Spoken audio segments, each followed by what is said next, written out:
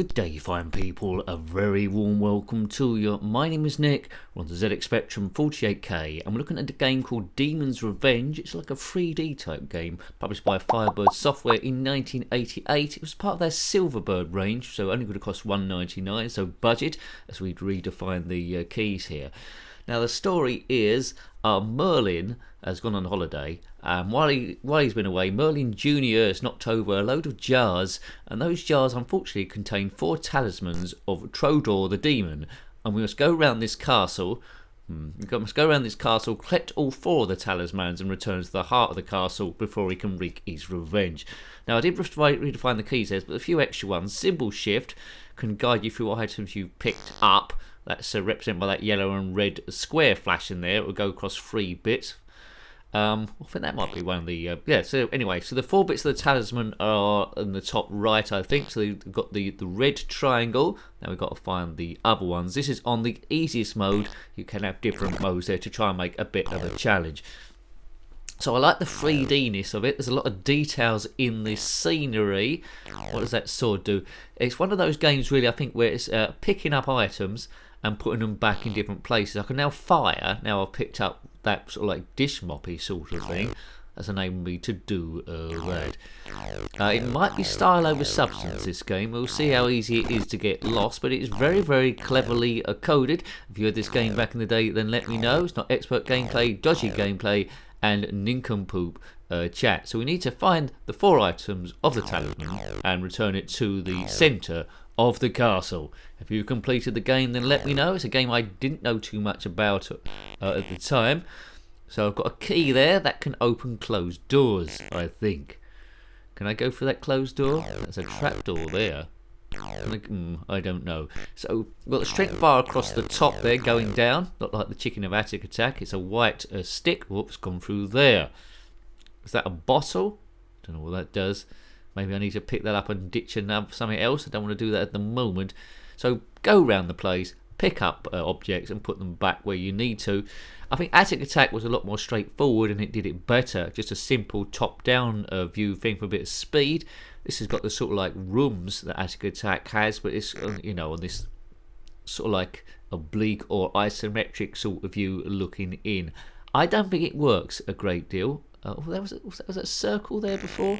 This has gone green. A map would be very beneficial. I can see myself getting lost quite easily. I'd love to have the trap doors that Attic Attack had. Please subscribe if you haven't already. It is a trip down memory lane to see the games you had and the ones you might have had and you didn't have, and also the ones that you've never heard of that you possibly could have ended up on a C90 tape. Not expert gameplay, just seeing how you got with it back in the day. This was 1988. I'm already getting a bit lost here, so a guide would be very useful indeed. When it turns into your 3D games, you had Nightlore that was about to come out about 4 years or so earlier. Ultimate was pretty much active in the early 80s, their best games, and this one is late 80s. It's cleverer, but it's bringing much to the party. I'm getting a bit frustrated, but it's genius the way it's been coded.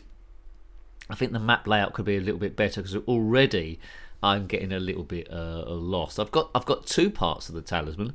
If that's what they are up there, I just need the yellow square bit and that green one, and then return it to the centre of the castle. We're done. So on my first go, I'm sort of like halfway through, if I'm reading it right. I think there might be some secret entrances somewhere which I'm not really finding. Maybe through the chest or some weird bookcase I don't know anything about. If you're currently by a bookcase that you don't know anything about and it's particularly weird, then comment in the comment section below. That reminds me, I was in a strange pub once in London somewhere, and no one of us knew where the toilet was, and then someone leant against the wall which looked like a bookcase and it just revolved round. It turned out it would be the door to the toilets. Very odd place. We never found it again. It was next to the Slug and Lettuce, which isn't a good reference because there's lots of those everywhere. But anyway, back to the game. So, Back in the day, I would have £1.99.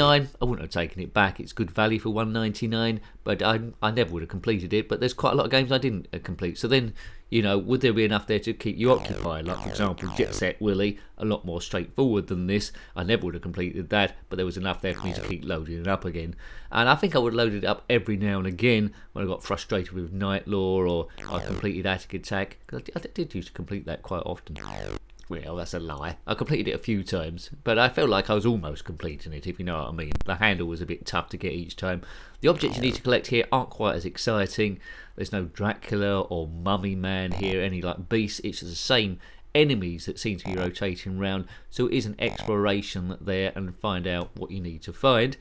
I wouldn't mind playing it with a cheat on it or seeing the whole map so I can go around at will without dying. But you're not going to die that quick. There's no food to collect like Attic Attacks. There's no jeopardy there. But also it's slightly less interesting. So I would say pretty, but not very interesting to play. There we go. You might disagree. I love reading your comments below. You might have loved this game and think it's your best game ever. It's a nice border though, so I can't argue with the graphics. That is sensational. Quite a lot of the games were influenced by Attic Attack. You see this one, you're picking up free items, like that one did as well. And they all do separate bits. I'm sure there is a guide online now if you want to find out what to do and go straight there, but this isn't walkthrough. We're trying to reflect how you got on your first or second go. If you want to see other zxspectrum games we've reviewed in our own sort of like way, I never give a score or anything like that, just giving an imprint of what we think. But yeah, other zxspectrum games are available through the playlist, the zxspectrum playlist. There's a link to that in the description below there.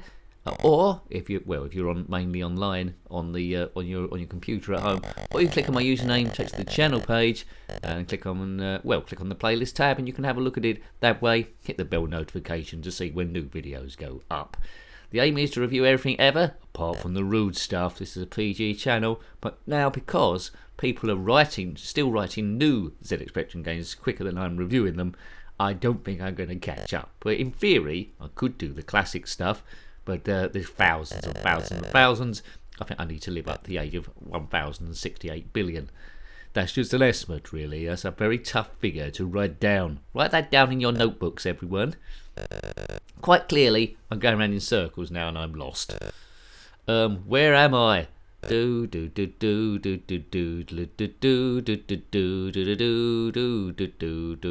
am I? Oh God, craziness. I mean, someone's coming in to walk with that plant, I presume. There's a lot of these spiky plants. I mean, maybe I can just get out the window. It's a castle. It's a castle of doom. Merlin, the great master wizard's gone on holiday. He's left Merlin Jnr in charge. He's clumsily knocked over 4 jars they've smashed to release 4 talismans of a demon. The Demon of Trodor. We got to find them, return to the centre of the castle for the demon can wreak his revenge. He comes together in some scary way. If you've played this in the Amstrad CPC, then let me know about that as well. I'd love to hear from you. I expect that's got a bit of colour in it. I might be wrong, I don't think it came out on the Commodore 64. So a nice piece of history of this, but saying I wouldn't like to come back to. It's game over for you, my son. The lights lost and the evil's won. That's a good old rhyme. So look at the different levels. They've got level heavy.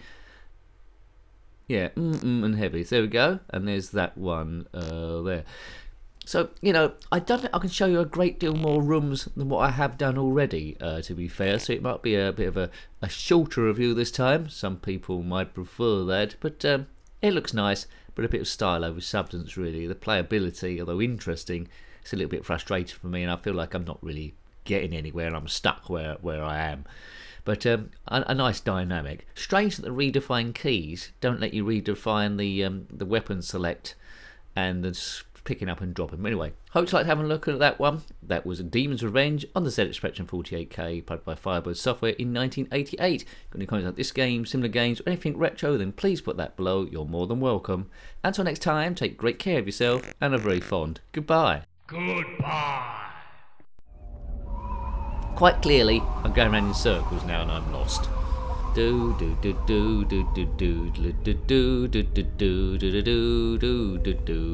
Where am I?